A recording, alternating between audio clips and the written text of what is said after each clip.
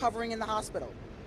Aid was rendered to the subject at the scene, and the perpetrator was transferred to the hospital, and he is in stable condition. He is a 57-year-old man who resides here in Brooklyn. This incident was captured by multiple sources of video, including body-worn cameras. Before asking PBA President Pat Lynch to speak, I have to commend the actions of these brave officers. I have watched these videos. While we don't yet know the motive behind this attack, we certainly know that the actions of these officers exemplifies what it means to be New York's finest. Pat? Thank you, Commissioner. If the department was putting together a script for a training video, they would use this.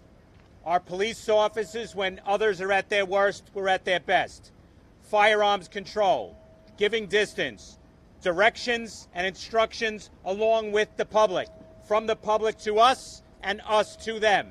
And then the restraint to make sure they're stopping this person from trying to kill anyone else. And then a struggle that went on and on and on. Still that restraint. A knife, that's huge. This is what New York City police officers do on a regular basis. This is what many of our detractors and city council and others should be talking about. This is the New York City Police Department. We'll take a few questions. Any history on the suspect? That's under investigation at this time. We have nothing on that at this point. Anybody else? Any other questions? Any other questions? Rocco. Commissioner, could you, in more detail, explain the struggle?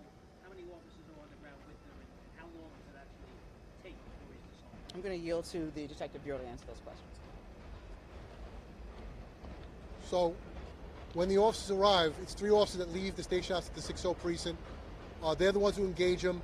It's those 3 officers that are struggling with him, and they're putting out a call for help as they're struggling with him. How long does the struggle go on for? It was over 2 minutes. And everyone's on the ground?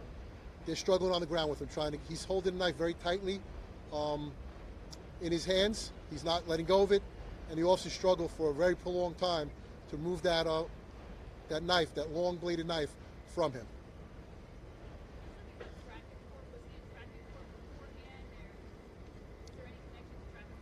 At this time, the investigation's still very early on. We have nothing that leads us in that direction right now. But once again, the investigation's very early on. Okay, guys, we have time for one or two more. Show the picture of the knife, please. The picture first. Can you describe the knife, please? So the knife, the one knife is 16 inches overall with an 11-inch blade. The other one is a fixed blade, which is overall length of 6 inches. All right, any other questions? All right, guys, we're good. Thank you very much.